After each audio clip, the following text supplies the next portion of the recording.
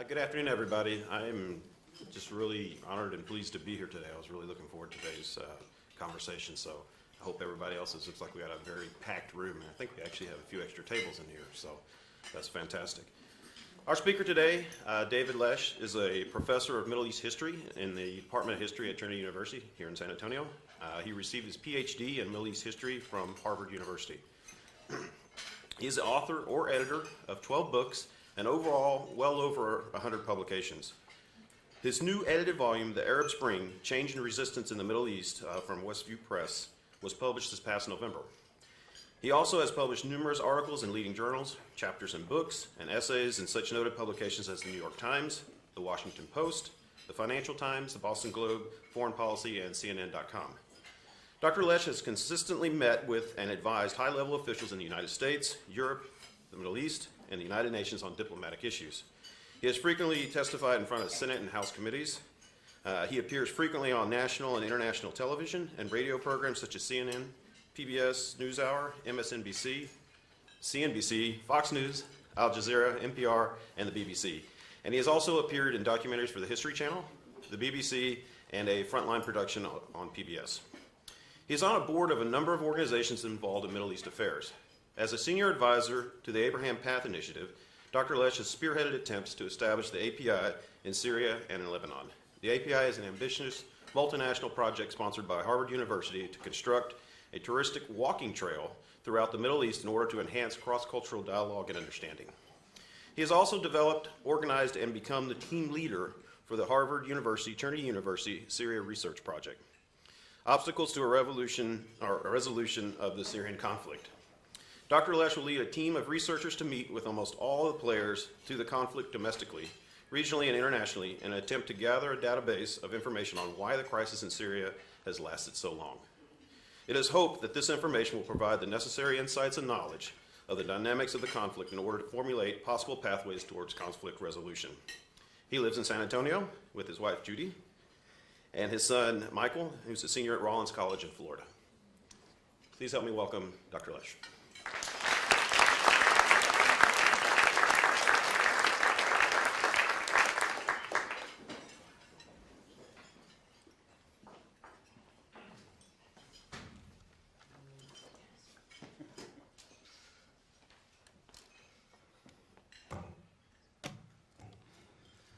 Thank you, James, for that introduction, and it's a great pleasure to be here. I first want to thank my colleague here at Trinity University, Diane Purslin, for switching with me from February when this was originally scheduled.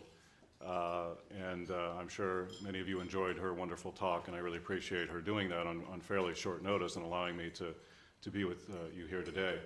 And the reason I missed that is I was on a 5-country, 3-week trip. I was in the midst of it. I was to Oslo, London, Paris, Beirut, and then the last trip to Damascus, and then back. Part of what James described, the Harvard University, Trinity University Syria Research Project, which is a very, very ambitious project, and we are encountering great success with it, and we are developing this database of information from talking to almost all the players who are invested at the highest levels in the conflict in Syria. And I want to thank 2 people here today, particularly President Dennis Hallberg and Vice President Mike Fisher for their support for this project. I remember walking into your office, Dennis, I think it was back in November, and he instantly got it. And he quite generously released me from my classes this spring so that I could pursue this, because I'm traveling off a lot. I just got back from one trip. I'm leaving tomorrow for another one. And we'll be going to Russia, Saudi Arabia, Qatar, Iran, back to Turkey and a number of other places in the next month or 2 and pursue this project. And it is hoped that all of this information we're gathering and talking to all these people, that we'll be able to begin to explore, as we already have, areas of convergence and divergence in the various positions in their view of the Syrian conflict, so that we can possibly find some common ground. And we're beginning to do so in a very, very difficult, if not intractable, conflict. And Dennis, I want to apologize that Harvard's name came before Trinity, but only because it's alphabetical, exactly. I got my PhD there. That's right, yeah, the Trinity of the North, that's right.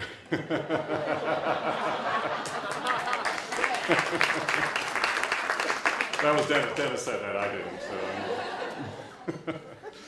So, this is, unfortunately, that's probably the last laugh you'll have today. This is a very sad story for me personally.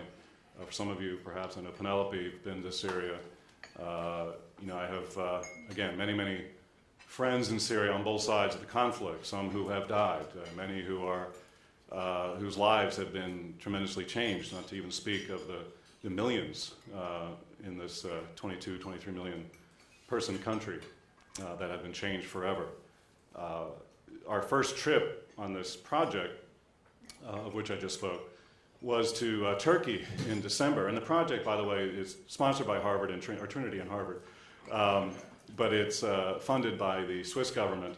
And I expect to hear this week very positive news that the Norwegian government will pick up the rest of the funding. So this will go on into the summer and maybe the rest of the year.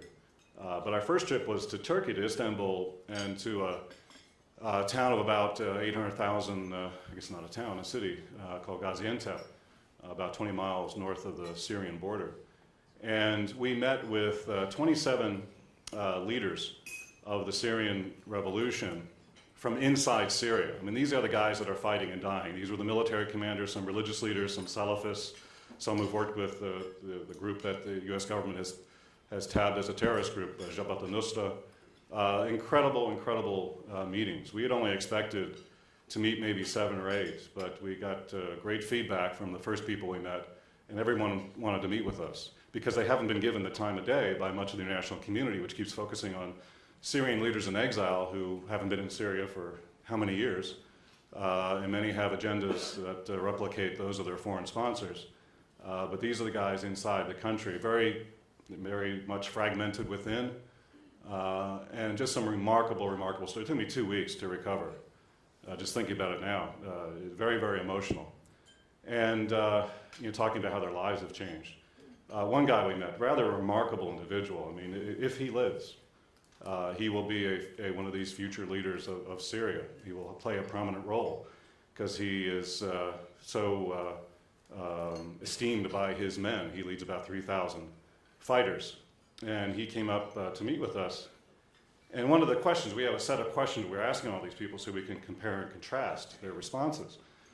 And one of the questions is always, do the Alawites have anything to worry about in Syria if and when Assad falls? Of course, the Alawites are 10 to 12% of the country. It is the offshoot of Shiite Islam, barely related to 12 or Shiite Islam, but anyway, officially an offshoot of Shiite Islam, to which the religious sect to which the Assads and the ruling apparatus primarily belongs. And the thought in the West is if Assad is overthrown, that the Alawites will be hunted and massacred in great numbers. And by a Sunni regime, Sunnis are 75% of the country in Syria. That would no doubt be the type of regime or Sunni-dominated if and when Assad falls. And most of the responses were, half of them were, yeah, they have something to worry about. We can't help it. They have, even if they don't have blood in their hands, we can't help it. They belong to the Alawite sect. The other half, were saying, no, this is, we want a secular state, as Syria has been for a long time, and the communities have lived in somewhat harmony, maybe coerced harmony, for a number of years. So there's nothing to worry about. And this guy I'm talking about, this military commander, when asked this question, he was a pediatrician before the war. Now he's a leading military commander. And he answered in a very interesting way. He said, when we asked this question, he said, 2 days ago, I personally executed with a bullet in the head a Sunni member of the Assad regime, their government forces. And of course, we had many stories like this. And it was his way of saying, no, they don't have anything to worry about. You know, that it doesn't matter, you know, if they're Sunni or Alawite. If they're against me, I'll kill them.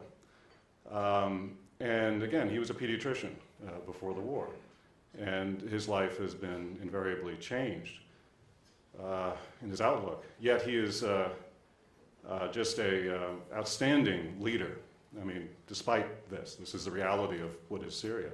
Looking at this meal, you know, on the table, we invited him to dinner that night because it was the last interview. And he's living in horrible conditions, obviously very, very hungry. And he sat down with us. He had some tea, but he wouldn't order any meal. And you know, we kept encouraging, why don't you order something, please? You know, and he wouldn't order anything. And during the meal, I kept looking over, and he kept looking longingly at the food. And I knew he was starving, but I finally dawned on me about halfway through why he didn't. Because he's a leader of his troops, and he will not eat unless his men eat. And he would not even take any extra money from me when I put him up at a hotel that night to get a Pepsi or something like that. And so that's a true leader of men and women in his particular group. They're the type of people that, again, I think will play prominent roles in the new Syria, should a new Syria emerge in one way or another. Another guy we talked to, he was younger than me. He looked 20 years older. He was a communist, atheist, and yet he came with a very good friend of his, who's another prominent military leader, who's a Salafist. They are very, very good friends. And this is Syria. This is the mosaic that is Syria. And he broke down into tears and, you know, describing friends being killed and things going on, and you know, finally he just said, but it's all worth it because this phrase really stuck to my head. He said, I heard my voice for the first time in my life, and I'm never giving that up. And so despite the horrid conditions and the threats to their lives and many of their friends and family being killed, you know, many Syrians have been empowered. They've tasted freedom, you know, even in a small, minute sense, you know, selecting their own people who lead their little councils in cities and so forth. So it's going to be well nigh impossible to ever go back to the authoritarian system that eventually bred the uprising that began in March 2011.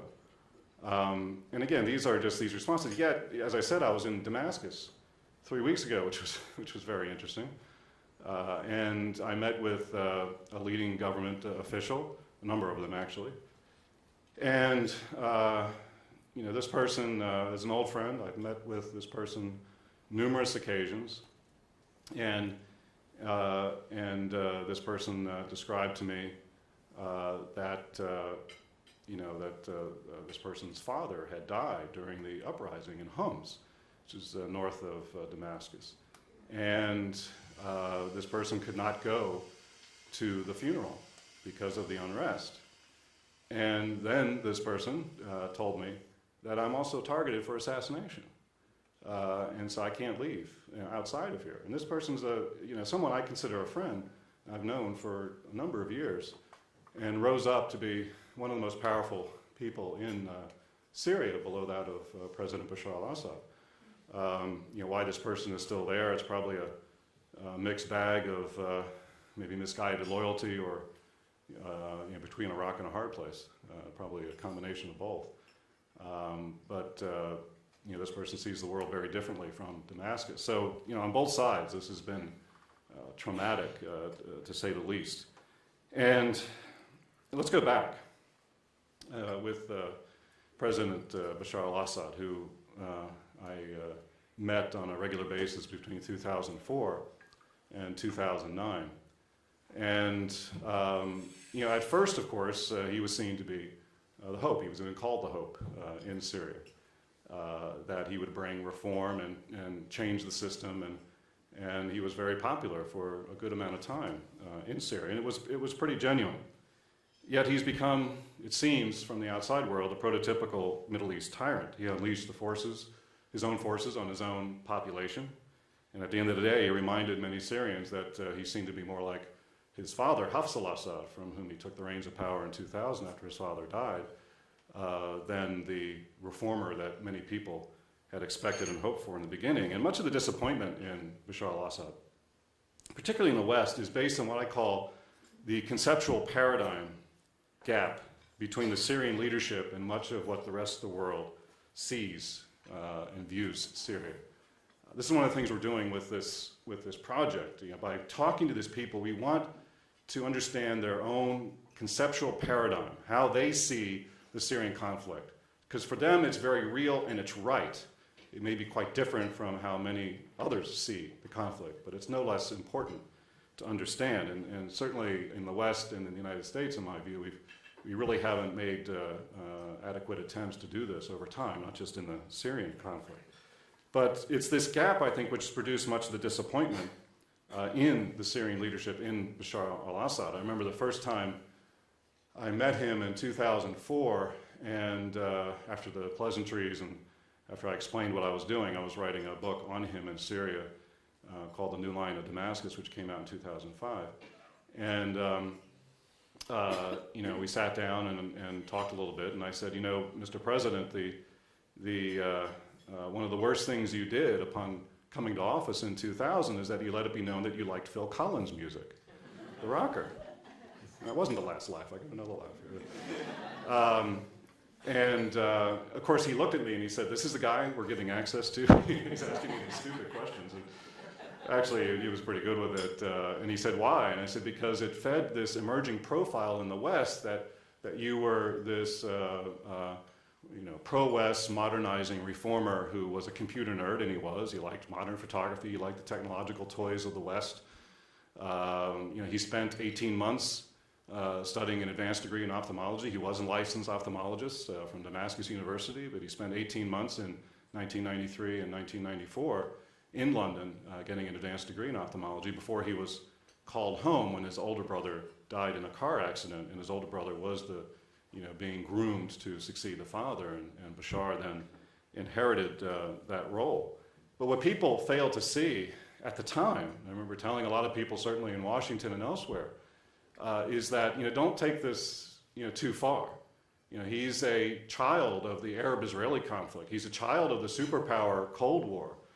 He's a child of the tumult that occurred in Lebanon in the 70s and 80s. And most of all, he's a child of al-Assad. These are the things that formed his worldview more than 18 months in London, or liking Western music, or liking the technological toys of the West. So when Assad first spoke on the crisis, the uprising, which began in mid-March 2011, he gave his first speech, which was delayed, and therefore the anticipation was great, on March 30th, 2011. And it was, people were expecting this major concessions and reforms and directly addressing the uprising. But instead, in reaction to the growing protests, he branded terrorists, conspirators, armed gangs as the primary reasons for the unrest. And that's become the mantra ever since then. He's still saying these things. And they're all, for the most part, externally engineered by the enemies of Syria. And most outside of Syria, they scoffed at such a blatant misdirection from the real socioeconomic and political problems that were at the root of the uprising in Syria and a lot of the Arab Spring that occurred in other Arab countries. But many Syrians, even Assad himself, readily believe this position, this line.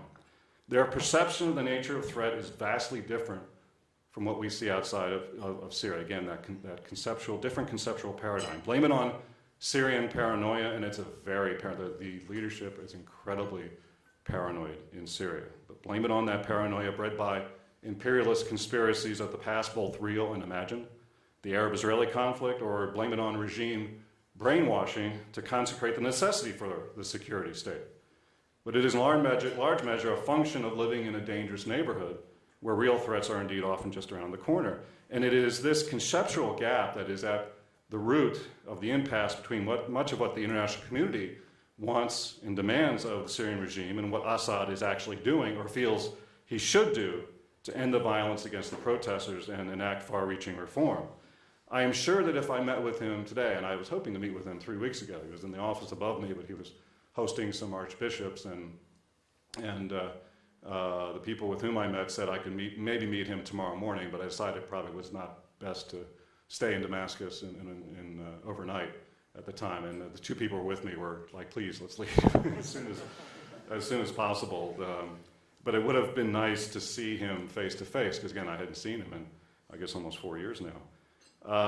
But if I did see him at any point during the uprising or a few weeks ago, I think he would point out to me that he has indeed made extensive concessions and enacted dramatic reforms. He would complain that he is not receiving any recognition or credit for this, and as such, he would conclude, as he has done in the past, and as he has done in the past with me frequently, that the United States and the West have it out for him, that no matter what he does, it will not be enough. And I think he would sincerely believe this.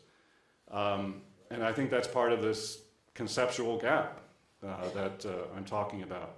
You know, to him, he has made concessions, but he's starting from over here, when the West's conceptual paradigm of what should be concessions and reforms starts right here.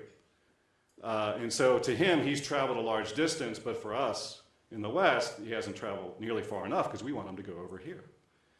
And I remember after the assassination of former Lebanese Prime Minister Rafi Hariri in February 2005, that was largely blamed on Syria. And I met with him soon after that. And he was very upset because he withdrew Syrian troops from Lebanon. Now, he kept operatives in there and an intelligence apparatus, but he removed the troops. And he was so upset that he did not gain any credit for that. You know, he thought that this was a magnanimous move because in his mind, he could have kept the troops there, or he could have caused a lot more trouble, and he could have, in withdrawing the troops. And so, you know, that was part of his determination that there's nothing he can do. So he'll do it his own way instead of trying to answer what the West may want. Now, Assad is the product of an authoritarian system, one that is a paradigm of stagnation and control. The Syrian system is not geared to meet people's demands, it's geared to control people's demands. It is not geared to implement dramatic reform. It is constructed to maintain the status quo and survive and implement incremental reform. Things just don't, this is one of the biggest misconceptions of when Bashar came to power. In fact, he found out about it firsthand. He thought he could reform the system dramatically, and he couldn't. He learned that very quickly. Because reform just does not occur in this inert system that exists in Syria in anything close to a dramatic way. I got to know Assad fairly well, as I mentioned. He seemed to be, and I think was, different from most of the prototypical Middle East tyrants or dictators that we've come to know in the West, such as a Muammar Gaddafi or Saddam Hussein. I've met a number of people who have met all three of them, and they agree with me that Bashar is a different animal, in a positive way. You know, meeting with Muammar Gaddafi or Saddam Hussein, you just get this sense they're a little off, or a lot off. But Bashar, you never got that sense. He seemed like a pretty normal guy, considering, you know, that he is the ruler of the country and was the son of the former ruler of the country.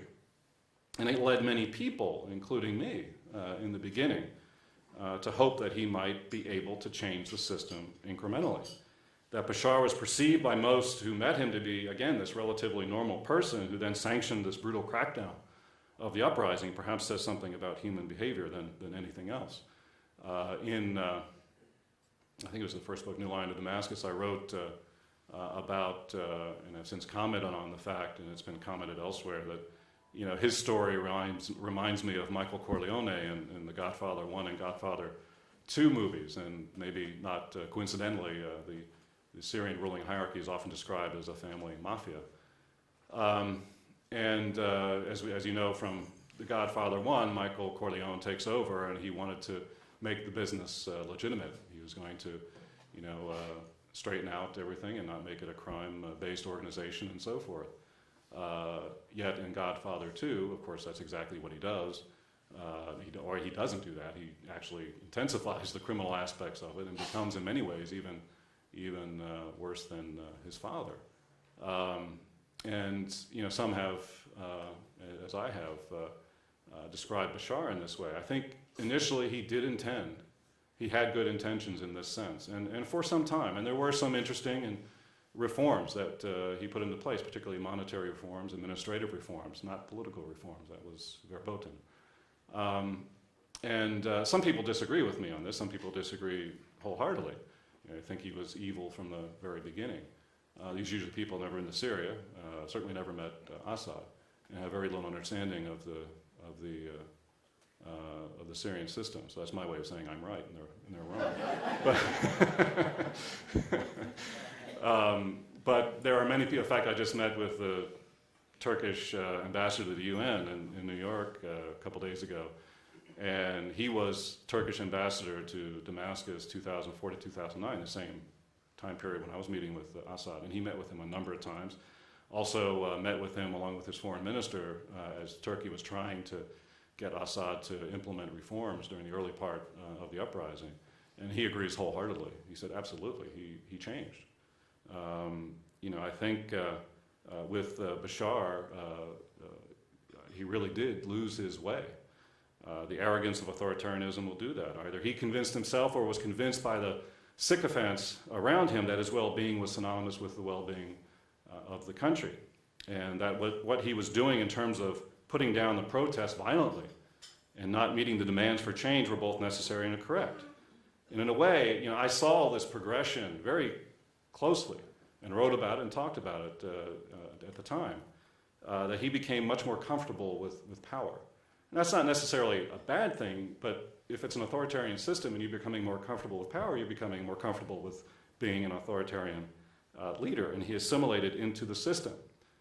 A colleague of mine and friend, Roger Owen, wrote about this a year or two ago in a book on authoritarian presidents in the Middle East, and he talks about how alternate realities are constructed around these leaders, often by these sycophants surrounding them. And you hear this stuff on a daily basis, this praise. And I knew a lot of these guys in the cabinet and so forth, and met with them frequently, and the way they talked about Bashar was as if he was a savior sent to free the country or bring Syria into its proper role regionally and even globally. So you begin to believe this stuff.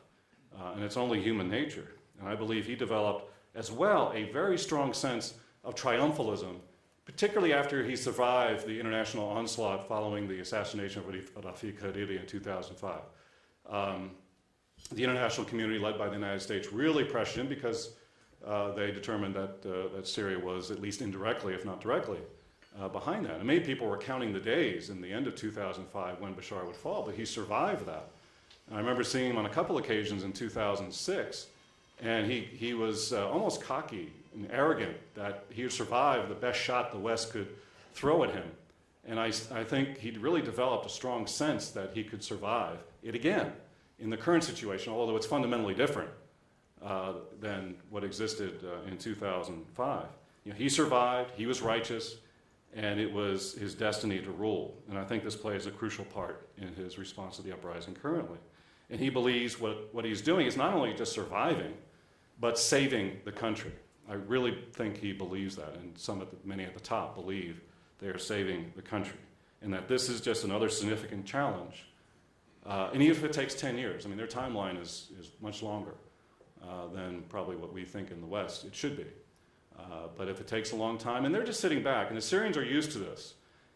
The Middle East changes quite frequently.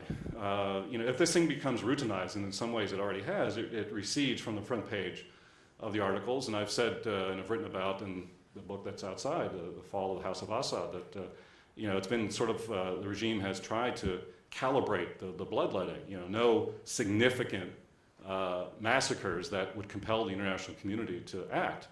And many of the opposition were very upset. They're very upset with the United States for many reasons, but they were upset when the Obama administration said that a red line is use of chemical weapons. The opposition were saying, well, geez, that means they can use anything below that, or less than that. This calibrated bloodletting, so to speak. You can only control it so much. But in any event, he really developed this sense of survival from that. In fact, I saw this again very up close and personal in 2007 during his re-election, which was actually a referendum. Yes, no, he was only one on the ballot. And he received 97.6% of the vote. And, I was milling about Damascus at the time, and I saw the return of the personality cult that existed under his father. Bashar had eschewed the personality cult up to that time, but when I arrived there, all the banners and photographs and parades and all this stuff, and when I saw him right after the election results were announced and before a big election celebration that night, I said, what do you think of all this? And I really thought, I expected him to be that, self-deprecating, unpretentious person that I got to know. And I expected him to say, oh, it's just, it's not much. It's just, half of it's orchestrated, which is probably a low estimate, but anyway. He said, it's what I call, and I think I write about it in the book, his Sally Field moment from 1984 when she won the Oscar Place in the Heart, and she told the Hollywood community, you love me, you really love me. And he said almost the exact same thing. He said, they love me. And I was like, really? You really believe all this? I didn't say that, but I was thinking it. And I was saying, oh, that's interesting. Yes, they do. But I thought to myself, I remember quite vividly at the time, thinking, oh, this guy is going to be president for life now. He has fully absorbed the pomp and circumstance and the sycophants and the arrogance of power. And I could see this change in him quite vividly. Now, in another sense, a totally other sense, the Syrian government's crackdown is, in many ways, a push-button convulsive response to domestic threat. It's business as usual. It's not as though Assad does not control the security forces, the mukhabarat. It is that this has been the way Syria works under the Assads, both father and son. They reach in their historical pocket and pull out what worked for them in the past, and it's the hammer rather than the velvet glove. They come down hard. That's just, it is. It's a push-button convulsive response. And Bashar was never willing to reduce the amount of leeway he has given the security forces, the mukhabarat, to deal with such threats. And again, I saw this up close and personal later on in 2007 when I met with him another time. And I arrived at Damascus International Airport, and usually when I meet with him, there was, they send cars from the Office of Protocol, the Office of the President out, and they meet me on the tarmac and so forth, and they whisk me through customs. Sometimes it didn't happen if there were other, there were dignitaries from other countries and the Office of Protocol was full. I just go through customs, no big deal. This time there was no one meeting me, and I said, okay, I'll go through customs. And the customs officer confiscated my passport and said, you've been blacklisted. And they said, please go to, this little room. And it's Air Force security, Air Force intelligence that controls the airport, and they're the most feared by far in Syria. And I was surrounded by these. I sat in this small chair that was very low. Everyone was sitting higher than me. And this colonel was taking the lead in interrogations. And again, I had a scheduled meeting with the president, and I kept saying, I'm meeting your president tomorrow morning. Please call the office of the president. And for 3 hours, and they didn't believe me, and they kept interrogating me, and he twirled his gun in front of me, just as an intimidating tactic, and it worked. But actually, I don't know if I'm tragically joking or not, but it didn't work because if you go to the Middle East, a place like Syria, guns are pointed at you all the time, and usually they're for whatever reason, so you kind of get used to it, but it still wasn't a pleasant feeling. But I finally convinced him that he'd be in more trouble if he didn't call the office of the president, and of course I'd miss my meeting, than if he continued to interrogate me, kick me out of the country, or worse. And so he finally called, and one of my best memories in recent years is the look on his face when he found out I indeed had an appointment with the president the next morning. He just turned various pales of white. His mouth was wide open. He was very apologetic. He became my best friend, after that. And he said, "They said you wrote a book on the president." And I said, "Yes." And I said, "Well, can I have your autograph?" And he looked around for something to write on, and all he could find was the sheet of paper where I was blacklisted. And he turned it around, and so I signed that for him.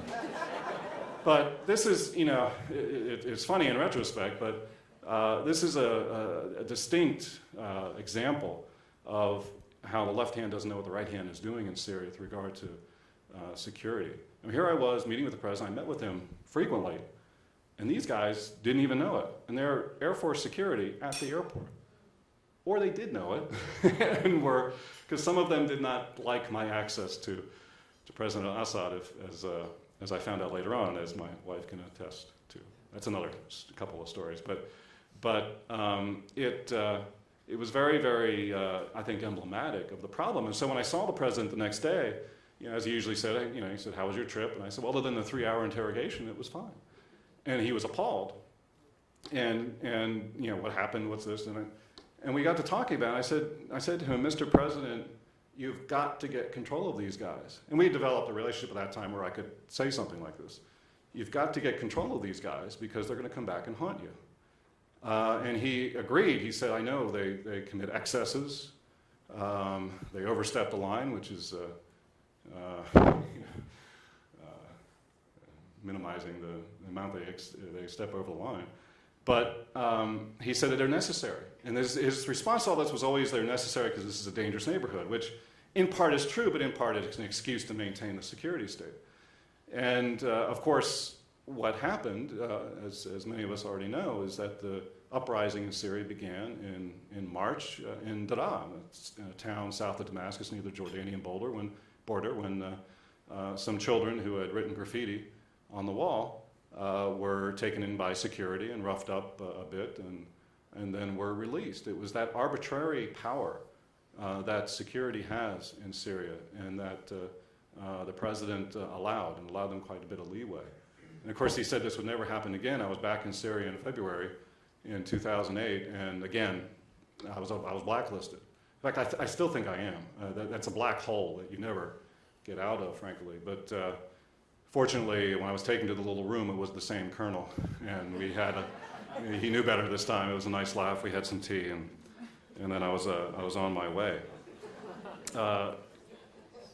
So Bashar, in my mind, simply went along with business as usual instead of really understanding the new circumstances of the Arab Spring that had befallen many countries in the region. In addition, the regimes of Hafez and Bashar al-Assad simply do not make concessions from a position of weakness. They will only make concessions from a position of strength. So cracking down hard on the demonstrators while offering some level of political reforms are two sides of the same coin. This is the Syrian way, particularly under the Assads. And Assad, the father, did his job very well. He constructed an airtight but stultifying array of family, tribal, and sectarian-based patronage system that produced loyalty and stability, first and foremost, which many Syrians actually appreciated, and some economic prosperity thrown in there from time to time.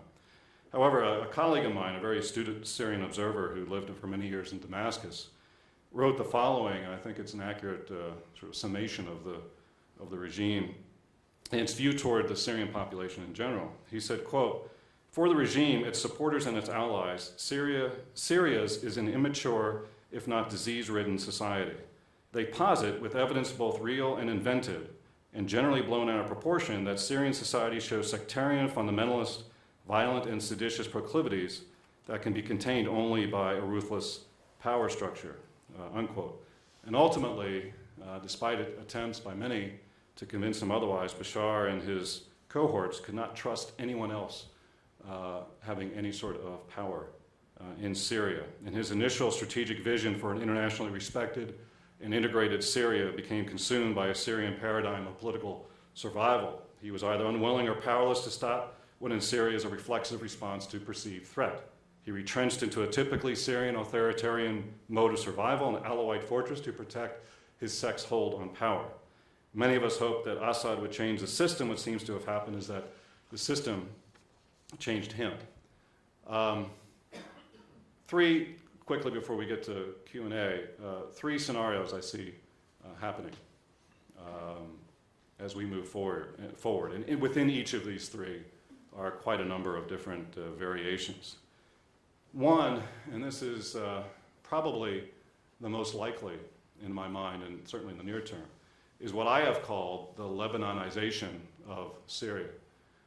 In that you have what happened to Lebanon in the 70s and 80s, a weakened central government with various factions controlling other territories around Syria, very regionalized, fragmented, many of which have different outside patrons, therefore complicating the efforts to bring Syria back together again.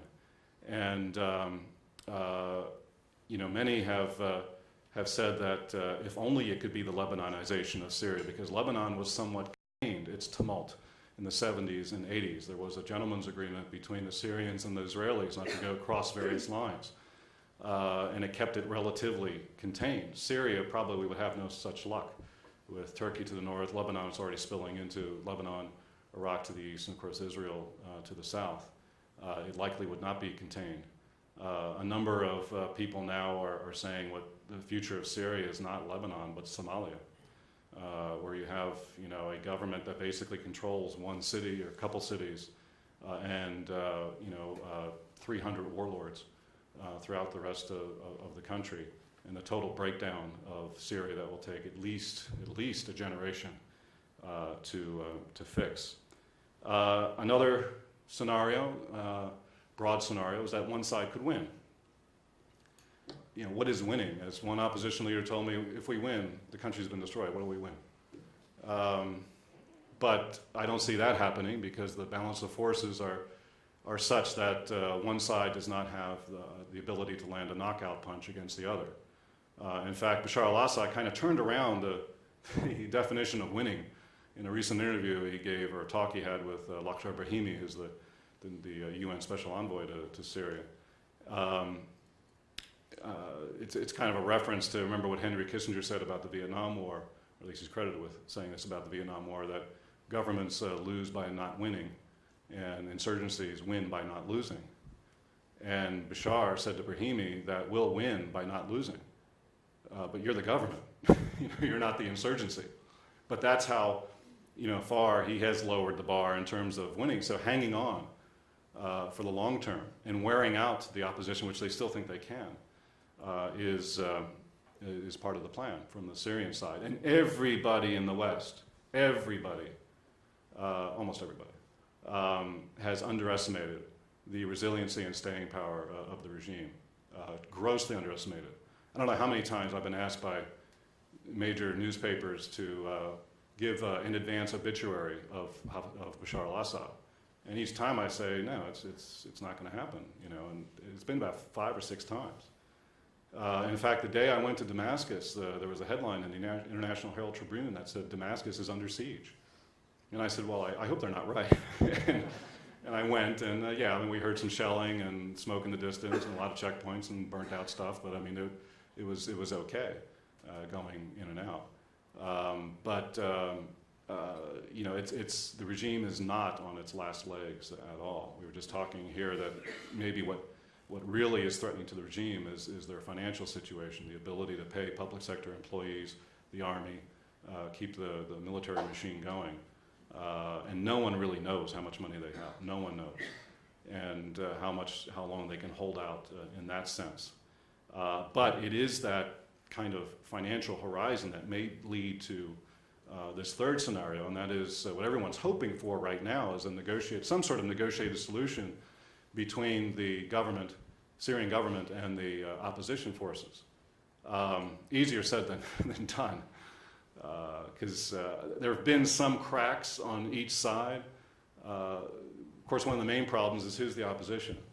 It's so fragmented, so many fault lines inside and outside of Syria amongst the opposition. Is can you get a critical mass of opposition to sit at the table so that when they say to their followers, put your arms down, that more than 50% of the fighters will put their arms down. And from the government perspective, you know, will they make the type of concessions that will allay the concerns of the opposition for their future. Will it lead to Assad leaving power? There are different views on that. The opposition is softening their view a little bit with regard to Assad leaving before negotiations begin. He definitely must leave at some point, but maybe he can lead some sort of transition, and the key is try to find some face-saving measure where Assad can say he has some sort of legacy that he can point to, if he's the only one that can point to it, but who cares, as long as he thinks so. So these are all these options. The problem is both sides still think they can win, and it's difficult to go to the negotiating table and both sides think they can win, or a number of them think they can win. Although increasingly, I think there are those on both sides who again, see that if they win, what will they win? It will be, most are very cognizant of what happened in Lebanon and what happened in Iraq. And they don't want that to happen. They don't want the institutions of the state to be totally broken down and just total chaos afterward and sectarian bloodshed. There's that picture, that view, which maybe can compel them to sit at the table at some point across from one another and start to talk about some sort of mutually acceptable settlement. It has to be very, very step by step, and I think everyone in the international community, quite frankly, is hoping something like that will happen. They can't really do much to resolve the situation or push the sides to the negotiating table, or in fact change the equation, military equation on the ground on the side of the opposition, or from Iran and Russia's side, the government, that will lead to one side winning. So it's not a very pretty picture, and I think one way or another, Bashar al-Assad probably will have to go at some point, whether given some face-saving measure or not, either by force or through diplomacy. In the new Line of Damascus, I mentioned earlier, I wrote the following in the final pages of the book. I said, quote, and this was in 2005, I said, quote, "Bashar cannot become a modern reincarnation of his father. If he does, he would indeed become the new Line of Damascus, but this is exactly what Syria does not need. Will the shell of the dictatorship molded by his father, the repressive and controlling institutions of the state, transform Bashar into a reluctant dictator, or will Bashar, the president of Syria, eliminate the institutional basis of Syrian dictatorship?" Well, I think we have the answer to that question that I posed back then. So thank you very, very much, and I'd welcome your questions.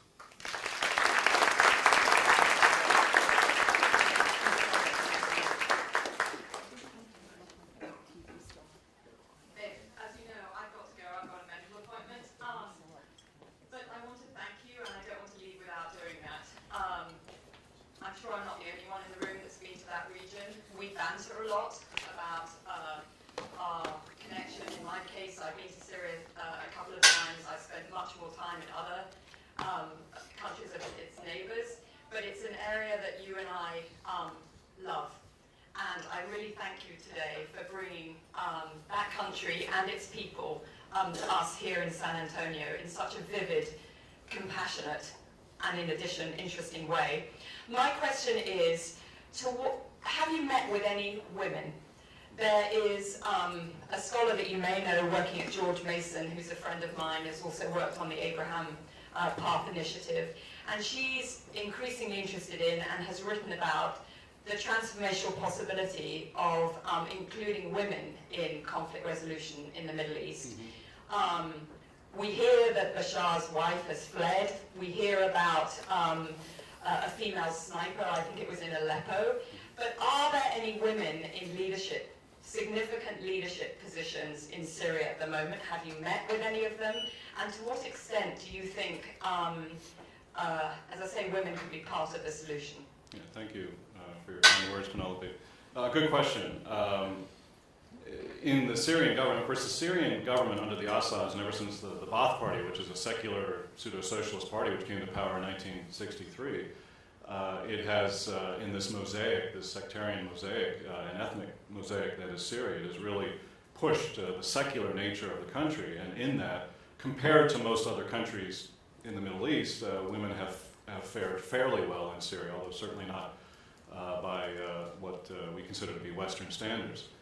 One of the people with whom I met in Damascus, Buthaina Shaban, is someone who was trained academically in the United States. She's a longtime confidant of the Assad family. She's written 2 books in English, one on the position of women in the Middle East, in Syria in particular, and another that just came out, which I've been encouraging her to do for many, many years. In fact, she gave me a copy when I was in Damascus a few weeks ago, is on the Syrian view of the Israeli-Syrian peace talks that were in the Madrid peace process that were brokered by the United States in the 1990s, because she was there the whole way. And so she's an example of that, a very strong woman, someone who's very, very powerful. She's the political and media advisor to President Assad and works in the same building as the president. There are a few others. There's a number of lawyers in Syria, academics and so forth. In the opposition, we met with 4 of the 27 extraordinary women. They were all extraordinary in their own way, but to do what they're doing in that environment. One, in fact, is from a very well-to-do Damascene family, and she doesn't have to do this at all. I mean, she could stay in Damascus or go abroad, but she feels very much for the uprising, the revolution, and she's very secular.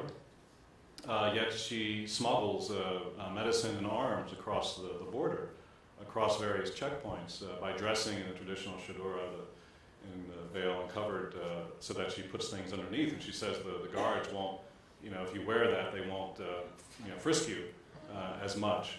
And we met with her, and there was another one who's just a very, very strong person who actually grew up in Pittsburgh.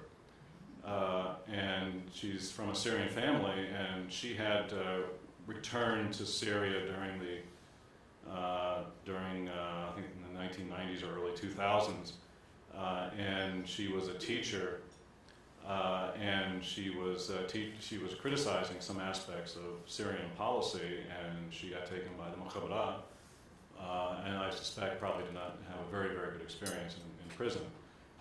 She was exceedingly angry, and she came back just for the sole purpose of helping the uprising, the revolutionaries. And we met several others. The question is the larger question is what role they may have. And this is one of the arguments of the regime. They can't understand why the United States, which of course was hurt by Islamic extremist element in 9/11, why they aren't supporting this secular regime, which, again, compared with other countries in the region or in the developing world as a whole, has empowered women. And al-Asad was a shining, example of that, and she worked very hard for it. She's still in Damascus, by the way. She hasn't fled. And that's another question, altogether. And her kids are still in Damascus. So, but the larger question is, again, what type of Syria, if one should emerge, will it be? Will it be a state that is, a Sharia-type state, Sunni dominated? Probably not. Syria is not like that, despite some, so-called radical jihadist elements like Jabhat al-Nusra who are linked to al-Qaeda. Their power is real, but no one knows their influence or how many of them there are, because the Syrian opposition guys, one day they're with the Free Syrian Army, the next day they're with Jabhat al-Nusra, the next day they're on their own. I mean, it's very amorphous. We spoke to a number of Salafists who described themselves, many of these were college students before the uprising, or grad students, or in the profession, lawyers, or even academics, and they grew the beards, kind of a signal of being a Salafist, and they described themselves as they told us, we're like reborn Christians. We found Islam again during the heat of war and battle. In addition, one guy who's an atheist, but he grew a beard, and he said, yeah, well, this is the only way I can get the money and the guns, because the Saudis and the Qataris are providing most of it, and they won't give it to guys without beards. They got to give it with beards. So, you know, he's found religion in that sense. So it's very difficult to say what will emerge if any sort of coherent whole comes in afterward, and what position women will have in that. Dr. Lesch, we're glad you survived your encounters with security there in Syria. How would you define U.S., from a foreign policy perspective, how would you define U.S. interests in Syria and how to achieve those objectives? Okay, good question. The United States, and essentially the West right now, and I was saying this at the table, I met with one high-level European official on my recent trip to Europe, and I think his sentiments reflect the sentiments of the United States, is that the bar has been lowered so much on Syria in terms of the definition of success. No longer is it this, you know, we want a shining democracy and pluralism and everyone live in, you know, all of this sort of stuff. In fact, he told me, quite frankly, he said, the only thing we don't want is a failed state. We'll even take a failing state. We just don't want Somalia on the Mediterranean, on the border of Israel and Turkey and Iraq and Lebanon and Jordan. That's the last thing we want. So, you know, what that basically was saying is a little bit of what I was saying earlier, that if it can just be contained and this stalemate goes on, I have no doubt that there are officials in the West, in Washington, that after a time were saying, you know, if Bashar al-Assad was successful in putting down the rebellion, that's fine. Some of the Israelis were saying that, you know, as they said, better the devil you know than instability, or even a, you know, what they're saying, a fear of a Sunni Islamist state coming into power that's threatening to Israel. Although most of the Sunni opposition figures we met, you know, their vision of a future in Syria is more along the lines of Turkey, secular Islamist democracy, rather than, you know, Saudi Arabia or Iran or something like that, by far. So I think U.S. objectives have been dwindled down quite a bit to the point where we're just hoping it doesn't spill over, it doesn't lead to a regional conflagration. And I know there's criticism of the Obama administration for not arming the opposition, but you know, I met with these guys, and for one thing, they said they don't want arms. They just want, you know, political support and help to funnel the money into one source from which they can all dip their fingers into. Because they too don't want to be associated with being helped by the West or the United States. That actually has a negative connotation or cachet. But it's well nigh, it is so mixed and fluid. When the Obama administration says that we don't want arms, we don't know where the arms are going, we don't want it ending up in these guys' hands, I mean, there's really no accountability, and it's very, very hard. We have CIA guys on the ground there. It's really very, very hard to figure out this fragmented opposition, you know, who to give arms to, and even if that's a possibility. In addition to the fact that, you know, I don't think, you know, as most administrations, they're poll-driven. They see the polls, and most Americans are dead set against any sort of involvement, but that might lead to another Middle East war, just when we've gotten out of Iraq and trying to get out of Afghanistan, and when we have to deal with our own domestic issues in this country. It's not a surprise in that sense that President Obama in his inauguration speech spent about 15 seconds on foreign policy. Most of it was domestic policy, and maybe that's, you know, as Americans, maybe that's the way it should be. But I can tell you that, you know, many in Syria itself are very upset with the United States, because and this is all over the world, but particularly in the Middle East and particularly in Syria, they think the United States has so much capabilities, far more than we actually have. You know, they think the CIA is behind everything, to the point where the opposition guys were telling us the United States they're supporting Bashar al-Assad. Because if we didn't want him in power, he would be gone. Because the United States has that much power, when we, you know, don't nearly have that much power. I remember here at Trinity, Madeleine Albright gave a talk some years ago after she was Secretary of State, And we were talking about this at a dinner, and she said, if we were only that good, that would be great. If we could really affect that much change, but we're not even close to that. Yes, sir. Professor, I loved your book. In fact, our book club here in San Antonio, we're reading your book, and we want you to come to our book club. Professor, you said something that was fascinating. You said drawing the line around Damascus, a new line. Thomas Friedman just recently wrote about Syria, saying that it is the keystone of the Middle East. If and how it cracks apart could recast the entire region.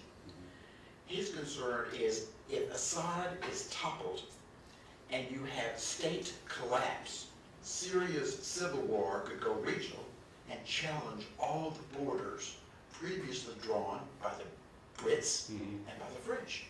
But he said here, in this circumstances, if that were to happen, then the borders would be redrawn not from the top down, but from the bottom up.